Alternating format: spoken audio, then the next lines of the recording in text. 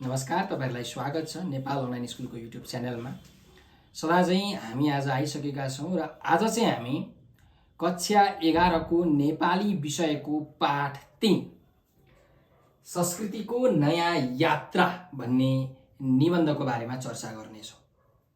र यो निबन्धको बारेमा चर्चा गर्नुभन्दा अगाडि चाहिँ हामी यो निबन्धका जुन निबन्धकार हुनुहुन्छ लेखक डाक्टर सुधा त्रिपाठी उहाँको परिचय लिनेछौं, उहाँका चाहिँ कृतिहरूको बारेमा कुरा गर्नेछौं, उहाँको योगदानको बारेमा, उहाँको साहित्यिक प्रवृत्तिको बारेमा, उहाँले पाउनुभएका पुरस्कारका बारेमा चर्चा विचर्चा गर्नेछौं। साथसाथै हाम्रो जुन यो निबन्ध छ संस्कृतिको नयाँ यात्रा भन्ने निबन्धको चाहिँ मूल भाव, यसले भन्न खोजेको कुरा, यसले दिने सन्देश र शिक्षाका बारेमा पनि आज हामी कुरा गर्नेछौं। त सुरु गरौं हाम्रो यो निबन्ध संस्कृतिको नयाँ यात्रा। यो एउटा आत्मपरक निबन्ध हो। आत्मपरक भनेको चाहिँ प्रथम पुरुषको शैलीमा लेखिएको निबन्ध चाहिँ म पात्र भएर लेखिएको निबन्धलाई आत्मपरक निबन्ध भनेर भनिन्छ है। अब यसका लेखक हुनुहुन्छ प्राध्यापक डाक्टर सुधा त्रिपाठी। उहाँको जन्म चाहिँ विक्रम सम्वत 2015 साल जेठ 28 गते दार्जिलिङमा भएको थियो। पिता जगन्नाथ त्रिपाठी र माता भवानी देवी त्रिपाठीको सुपुत्रीको रूपमा जन्मनु भएको सुधा त्रिपाठीले चाहिँ नेपाली विषय त्रिभुवन विश्वविद्यालयमा चाहिँ नेपाली विषय प्राध्यापन गराउनुहुन्छ, पढाउनुहुन्छ र नेपाल राजकीय प्रज्ञा प्रतिष्ठानको उपकुलपति समेत उहाँ हुनुभएको छ। र उहाँको योगदानहरू के हुन् भन्दाखेरि नेपाली साहित्यको क्षेत्रमा कथा, निबन्ध, समालोचना, एकाङ्की, नाटक जस्ता विविध साहित्यिक रचनाका फाँटहरूमा उहाँले आफ्नो कलम चलाउनु भएको छ। साथसाथै हाम्रो जुन पाठ्यपुस्तक छ, पाठ्यपुस्तक लेखनमा पनि उहाँको विशेष भूमिका रहेको छ।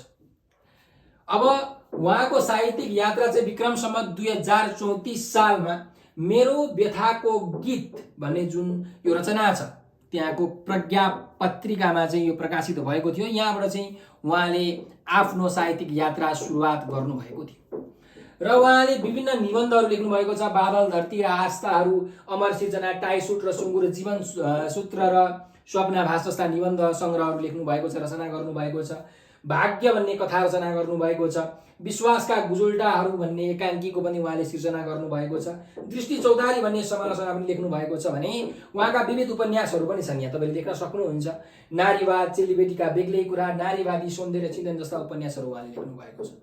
र उहाँको यो नेपाली साहित्यप्रतिको जुन योगदान छ त्यो योगदानलाई कदर गरेर उहाँलाई विविध पुरस्कारहरू पनि प्रदान गरिएको छ, जसमा पारिजात सृजनशील पुरस्कार, युद्ध प्रसाद मित्र पुरस्कार आदि पुरस्कारहरू पर्दछन्। अब हामी कुरा गरौँ कि उहाँको साहित्यिक प्रविधि कस्तो छ त, उहाँको जुन रचनाहरू छ, उहाँको जुन सिर्जना छ त्यसमा कस्ता खालके प्रवृत्तिहरू हामीले भेट्टाउन सक्छौँ त भन्दाखेरि उहाँ नारीवादी लेखिका हुनुहुन्छ। नारीहरूमा पर्ने जुन नराम्रो कुराहरू छन् त्यसलाई केन्द्रित बनाएर उहाँले आफ्नो रचना गर्नुभएको छ, सिर्जना गर्नुभएको छ। त्यस्तै सामाजिक विभेद र असमानताको चाहिँ घोर विरोधी हुनुहुन्छ डाक्टर सुधा त्रिपाठी। एकदमै सुधारवादी एवं प्रगतिवादी विचारधारा भएकी लेखिका हुनुहुन्छ त्रिपाठी। समाजलाई कसरी सुधार गर्ने, प्रगतिको पथमा कसरी अगाडि बढाउने भन्ने कुराको जुन सन्देश छ उहाँले जहिले पनि आफ्नो रचनामा दिने गर्नुहुन्छ र उहाँको रचनामा राष्ट्रिय चिन्तन र देशभक्तिको भावना पनि ओतप्रोत भएर चाहिँ हामीले पाउन सक्छौँ। त यो थियो हाम्रो निबन्धकार डाक्टर सुधा त्रिपाठीको बारेमा। अब चाहिँ हामी यो निबन्धमा जाउँ, संस्कृतिको नयाँ यात्रा है। जुन संस्कृति छ त्यसको चाहिँ नयाँ यात्रा भनेर यसको यो निबन्धको शीर्षक दिएको छ। अब पहिला हामी बुझौँ यो संस्कृति भनेको के हो त। कुनै पनि कुरा चाहिँ समाजमा उत्रिन्छ, समाजमा भित्रिन्छ र मान्छेले त्यो कुरा अपनाउँछन्, अवलम्बन गर्छन् भने त्यो नै के हो त, संस्कृति हो।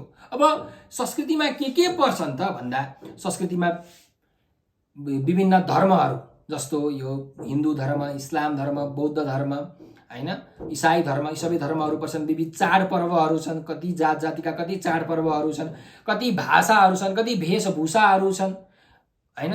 यी सबै नै के हुन् त, संस्कृति हुन्। खासमा भन्ने हो भने संस्कृति भनेको चाहिँ मानिसहरूको परिचय हो, मानिसहरूको पहिचान हो संस्कृति। उनीहरूको अनुभूति, उनीहरूको बाँच्ने तरिका, उनीहरूको जीवनशैली भनेकै संस्कृति हो। अब हामीलाई थाहा छँदैछ नेपालमा चाहिँ धेरै जात जातिका मानिसहरू बसोबास गर्छन्, धेरै धर्म अपनाएका मानिसहरू बसोबास गर्छन्। यहाँ हजारौँ भाषाहरू बोलिन्छ। त्यसैले नेपाललाई बहुभाषिक, बहुधार्मिक र बहुजातीय देश भनेर हामीले चिन्न सक्छौँ। खासमा भन्ने हो भने नेपाल संस्कृतिको भण्डार नै हो। पूर्व मेचीदेखि पश्चिम महाकाली, उत्तरको हिमालदेखि दक्षिणको तराईसम्म बस्ने विविध जात जातिका मानिसहरूको उनीहरूको आफ्नो वेशभूषा छ, उनीहरूको आफ्नो तौर तरिका छ, आफ्नो बोलीचालीको भाषा छ। त्यही भएर नेपाल भनेको संस्कृतिको भण्डार हो। र यो जुन निबन्ध छ, यो निबन्धमा यी सबै विविध पक्षहरूको चर्चा गरिएको छ र संस्कृतिको रूपमा भएको विकृतिको पनि एकदम राम्रोसँगले उल्लेख यो निबन्धमा गरिएको छ।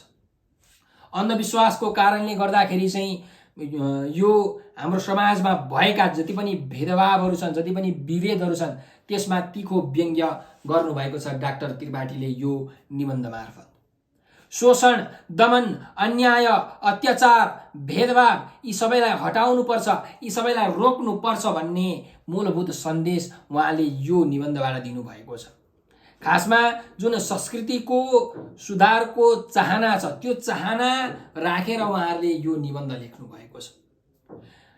सानो छँदा डाक्टर त्रिपाठी आफ्नो जुन पूर्वी पहाडी ठाउँ छ, पूर्वी पहाडी गाउँ छ, त्यहाँ जन्मनु भएको थियो र त्यहाँ चाहिँ दसैँ र तिहारलाई चाहिँ संस्कृतिको रूपमा मनाइन्थ्यो, चाडपर्वको रूपमा मनाइन्थ्यो र चाहिँ निबन्धकारलाई दसैँ र तिहार नै हाम्रो संस्कृति हो भन्ने मात्रै थाहा थियो, अरू केही कुराहरू थाहा थिएन। संस्कृतिको बारेमा अरू केही कुरा थाहा थिएन उहाँलाई। र जब उहाँ चाहिँ आफ्नो ठाउँ छोडेर, आफ्नो जन्मथलो छोडेर जब काठमाडौँ आइपुग्नु भयो, काठमाडौँमा आएर उहाँले त्यहाँको कोलाहल वातावरणमा विभिन्न साथीहरू बनाउनु भयो। विभिन्न ठाउँका कोही गुरुङ साथी, कोही मगर साथी, कोही राई साथी, कोही शेर्पा, कोही भोटे, कोही थकाली, कोही नेवार साथीहरू उहाँले बनाउनु भयो। र यो क्रममा उहाँले ती सबै साथीहरूको जुन संस्कृतिहरू छन्, त्यो संस्कृतिको बारेमा जान्ने मौका पाउनु भयो। कसैले उधौली उभौली मनाउने, कसैले लोसार पर्व मनाउने, कसैले क्रिसमस मनाउने, कसैले ईद मनाउने, यस्ता विविध संस्कृतिहरूको जानकारी उहाँले पाउनुभयो। पूर्व मेचीदेखि पश्चिम महाकालीसम्म बसोबास गर्ने जति पनि साथीहरू छन्, ती साथीहरूको माध्यमबाट उहाँहरूले नेपालमा भएका जति पनि संस्कृति छन्, ती संस्कृतिको बारेमा एकदम राम्रोसँग ज्ञान आर्जन गर्नुभयो। तर जीवनको ज्ञान र चेतना चाहिँ उहाँले स्वाध्ययनबाट पाउनुभयो, सेल्फ स्टडीबाट उहाँले पाउनुभएको छ।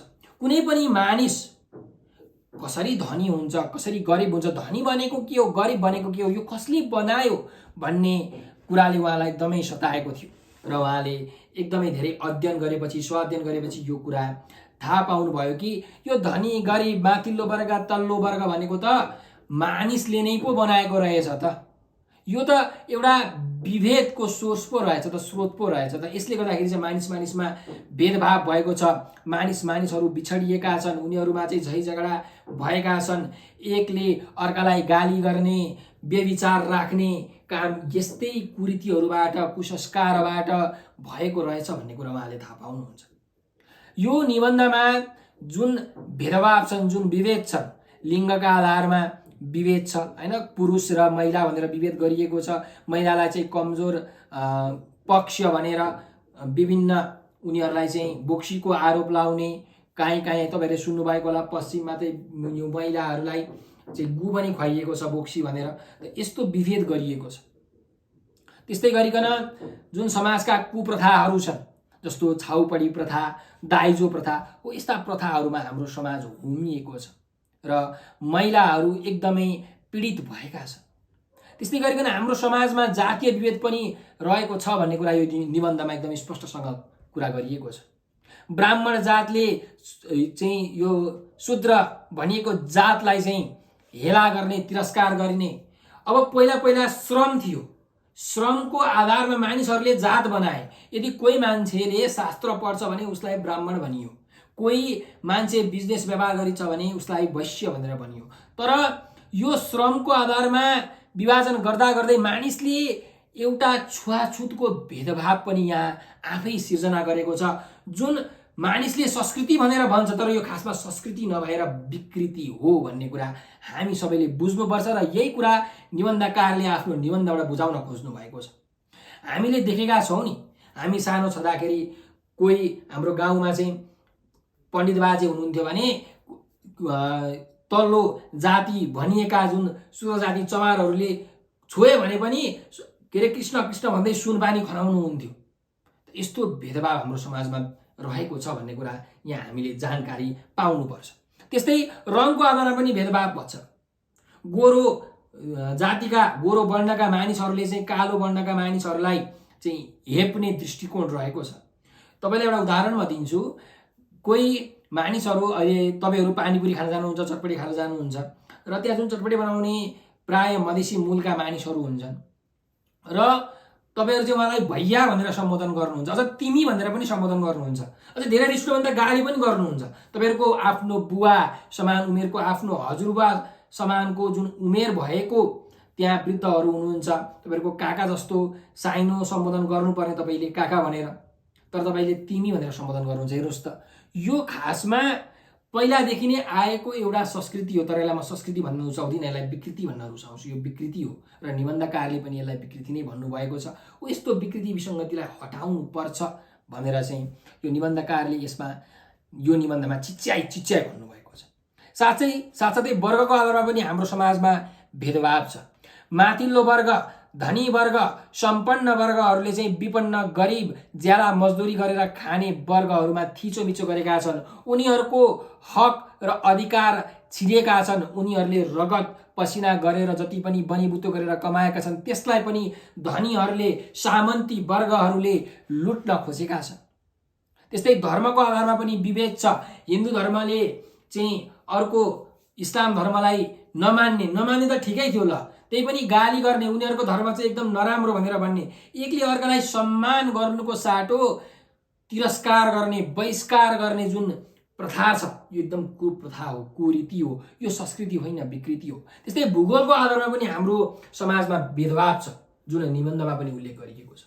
हिमालमा बस्ने मानिसले मधेसी मूलका मानिसलाई नगन्ने, मधेसी मूलका मानिसले हिमालमा बस्ने मानिसलाई नगन्ने, एकले अर्कालाई नगन्ने, हो यस्तो खालके जुन विचार छ यो पनि कुरीति हो, कुसंस्कृति हो। यस्तो विचारहरू हुनु हुँदैन, यस्तो भेदभाव हुनु हुँदैन।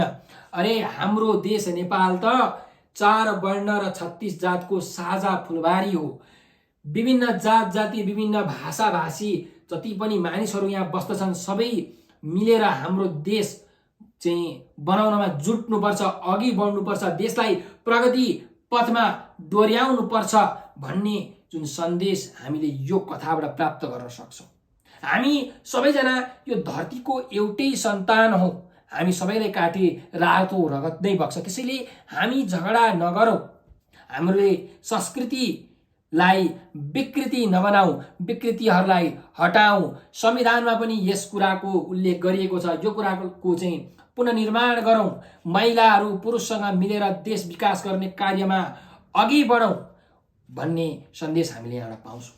त्यस्तै यो निबन्धबाट अरू हामीले के शिक्षा पाउँछौँ भनेर मैले यहाँ तपाईँहरूलाई 6 वटा पोइन्टमा उल्लेख गरेको छु। तपाईँहरूले यो हेर्न सक्नुहुन्छ। संस्कृतिको नाममा जुन जातीय, धार्मिक, लैङ्गिक विभेद छ, जातको आधारमा विभेद, धर्मको आधारमा विभेद, लिङ्गको आधारमा विभेद हो, त्यस्तो विभेदहरू हामीले गर्नु हुँदैन, त्यसलाई हटाउनु पर्छ भन्ने शिक्षा हामीले यो निबन्धबाट पाउन सक्छौँ। त्यस्तै संस्कृतिको रूपमा रहेको जति पनि कुरीतिहरू छन्, जति पनि कुसंस्कारहरू छन्, जति पनि कुप्रथाहरू छन्, अन्धविश्वासी रूढिवादी परम्पराहरू छन्, ती परम्परा, ती प्रथाहरूलाई हामीले अन्त्य गर्नुपर्छ, हटाउनुपर्छ भन्ने शिक्षा हामीले एउटा पाउँछौँ। जस्तो कि तपाईँलाई मैले भनिसकेँ, सती प्रथा हट्यो नि, त्यसरी नै हामीले जति पनि यो कुप्रथाहरू छन्, छाउपडी प्रथा, दाइजो प्रथा हो, यस्तो प्रथाहरूलाई हामीले हटाउनुपर्छ। र कसरी हट्छ त भन्दाखेरि आम जनमानसमा शिक्षा चेतना फैलाएर यस्तो परम्पराहरू हट्छ। त्यस्तै गरी अर्को शिक्षा के पाइन्छ भन्दाखेरि एकदमै न्यायपूर्ण सुन्दर संस्कृतिको पुनर्निर्माण गर्नुपर्नेछ। जति पनि अहिले यो संस्कृति छन् यो संस्कृति होइनन्, जति मैले भने यी सबै विकृतिहरू हुन्। त यी विकृतिहरूलाई हटाएर एकदम न्यायसङ्गत न्यायपूर्ण नयाँ संस्कृतिको पुनर्निर्माण हामी सबैले गर्नुपर्छ भन्ने सन्देश पनि हामीले यो निबन्धबाट प्राप्त गर्न सक्छौँ। साथसाथै भाइ बहिनीहरू, भेदभाव मुक्त र समतामूलक नयाँ समाजको निर्माण गर्नुपर्ने शिक्षा पनि हामीले एउटा पाउँछौँ। हामीले एकले अर्कालाई लिङ्गको आधारमा, धर्मको आधारमा, रङको आधारमा, वर्गको आधारमा चाहिँ भेदभाव गर्नु हुँदैन, विभेद गर्नु हुँदैन, सबैलाई समान रूपले समान दृष्टिकोणले हेर्नुपर्छ भन्ने सन्देश यो चाहिँ निबन्धबाट हामीले पाउन सक्छौँ। साथसाथै राष्ट्रिय एकता र जातीय सद्भाव कायम गर्नुपर्छ भन्ने शिक्षा पनि हामी यहाँ पाउँछौँ। हामी सबै एकै देशका नागरिकहरू हौँ, अनेकतामा एकता छ हाम्रो। कोही मानिसले एउटा औँलाले राम्ररी काम गर्न सक्दैन, तर यसरी नै एकवटा औँला यदि एउटा मुट्ठी भयो भने त्यो मानिसले पहाड पनि ढाल्न सक्छ। त्यसैले हामी सबै एक हौँ र एक हुनुपर्छ भन्ने भावना हामी सबैमा जागृत गर्न एकदमै जरुरी छ। र जातीयताको जुन सद्भाव छ, एक जातले अर्को जातलाई चाहिँ हेला नगर्ने, हेपा दृष्टिकोण नराख्ने, उनीहरूको पनि सम्मान गर्ने, उनीहरूले जुन काम गर्छन् त्यो कामको सम्मान गर्ने। तपाईँहरूलाई म एउटा उदाहरण दिन्छु। यदि जुत्ता सिलाउने व्यक्तिले भोलिबाट जुत्ता सिलाउन छोड्यो भने हाम्रो के दशा हुन्छ? लुगा जो हामी दमाई भनेर भन्छौँ, हेप्छौँ, त्यो लुगा सिलाउने दमाईज्यूले चाहिँ लुगा सिलाउन छोडिनु भयो भने हामी नाङ्गे हुँदैनौँ हो। त्यही भएर हामीहरूले सबैको श्रमको सम्मान गर्नुपर्छ, सद्भाव राख्नुपर्छ भन्ने शिक्षा यो निबन्धबाट पाउँछौँ। त्यस्तै गरिकन नेपाली संस्कृति भनेको चाहिँ नेपालमा रहेका जति पनि जात जातिहरू छन्, जति पनि भाषा भाषी बोल्ने मानिसहरू छन्, जति पनि वर्गहरू छन्, जति पनि लिङ्गहरू छन्, जति पनि सम्प्रदायहरू छन्, ती सबैको एउटा साझा संस्कृति हो, साझा सम्पत्ति हो। त्यसैले हामीले यस्तो सबैको यो एउटै संस्कृति हो भन्ने भाव चाहिँ हरेक जनमानसमा, हरेक मानिसमा उजागर गर्नुपर्छ। अनि मात्रै राम्रो समाजको सुधार, हाम्रो समाजको सुधार हुन्छ, राम्रो समाज बन्छ, सुन्दर शान्त र विशाल नेपाल बन्छ भन्ने सन्देश हामीले यो निबन्धबाट प्राप्त गर्न सक्छौँ। त आजको लागि यति नै। तपाईँहरूको केही प्रश्नहरू भए तपाईँहरूले कमेन्टमा प्रतिक्रिया गर्न सक्नुहुन्छ। मैले तपाईँहरूलाई बुझाउनु पर्ने कुराहरू बुझाइसकेको छु। अब यो पाठबाट जति पनि तपाईँहरूलाई प्रश्न उत्तरहरू आउँछन् हैन, जति पनि विवेचनात्मक उत्तरहरू आउँछन्, यही कुरालाई याद राखेर तपाईँले लेख्न सक्नुहुन्छ। विशेष त यो शिक्षा र सन्देशलाई तपाईँले कहिले पनि नबिर्सनु होला, एकदम याद राख्नु होला, किनकि हरेक प्रश्नमा तपाईँहरूलाई यो कुराहरू काम लाग्छ। त्यसैले मैले यहाँ तपाईँहरूलाई सन्देश र शिक्षा चाहिँ एकदम बुदागत रूपमा टिपोट गराएको छु। सो हामीहरूले तपाईँहरूको लागि भनेर हाम्रो नेपाल अनलाइन स्कुल भन्ने युट्युब च्यानलमा चाहिँ क्लास 1 देखि ब्याचलरसम्मको सबै विषयको, सबै सब्जेक्ट्सहरूको old question solution, chapter wise क्वेसनको सोल्युसन्सहरू, मोडल क्वेसन सिटहरूको सोल्युसन्सहरूको भिडियो बनाएर हालेका छौँ। कृपया त्यो भिडियो हेर्नु होला, आफ्नो ज्ञानलाई बढाउनु होला, आफ्नो एक्जामलाई राम्रो गर्नु होला। साथसाथै फेसबुकमा, टिकटकमा, भाइबरमा पनि हाम्रो नेपाल अनलाइन स्कुल भन्ने एकाउन्ट छ। त्यो एकाउन्टलाई पनि कृपया फलो गरिदिनु होला र हाम्रो युट्युब च्यानललाई सब्सक्राइब गरिदिनु होला, किनकि हामीले समय समयमा लाइभ क्लासहरू गरिरहेका हुन्छौँ। नयाँ नयाँ भिडियोहरू, हामीले नयाँ नयाँ कन्टेन्टहरू दिनदिन हालिरहेका हुन्छौँ। सो त्यो कन्टेन्टहरू हामीले कति बेला हाल्छौँ भन्ने तपाईँहरूलाई अवगत हुँदैन। यदि तपाईँहरूले हामीलाई सब्सक्राइब गर्नुभएको छ, फलो गर्नुभएको छ भने चाहिँ तपाईँहरूको मोबाइलमा नोटिफिकेसन आउँछ र त्यो नोटिफिकेसनलाई क्लिक गर्ने बित्तिकै तपाईँहरूले चाहिँ हाम्रो क्लासहरू लिन सक्नुहुन्छ। आफ्नो समस्या तपाईँहरूले हामी माझ राख्न सक्नुहुन्छ। र तपाईँहरूलाई कुनै पनि क्लासको, कुनै पनि विषयको, कुनै पनि टपिकको भिडियो चाहिएको छ भने निर्धक्कतापूर्वक एउटा नम्बर म तपाईँलाई दिन्छु। यो नम्बर टिप्नु होला, 9849595895 9849595895 हो। यो नम्बरको भाइबर, टेलिग्राम र व्हाट्सएपमा तपाईँहरूले म्यासेज गर्नु होला, सर मलाई यो क्लासको सबै सब्जेक्ट्सहरूको भिडियो चाहिँ पठाइदिनु भनेर भन्नु। यदि हामीसँग त्यो भिडियो छ भने हामी तपाईँहरूलाई सबै त्यो भिडियोहरूको प्लेलिस्ट पठाइदिन्छौँ र तपाईँहरूले मजाले त्यो भिडियोहरू हेर्न सक्नुहुन्छ, आफ्नो एक्जाम राम्रो गर्न सक्नुहुन्छ। अब यति भन्दै म आज बिदा लिन चाहन्छु। हजुरहरूले आफ्नो समय दिएर यो भिडियो हेरिदिनु भयो, त्यसको लागि हजुरलाई हृदयबाट धेरै धेरै धन्यवाद छ। फेरि पनि हामी भेट्दै गरौँला।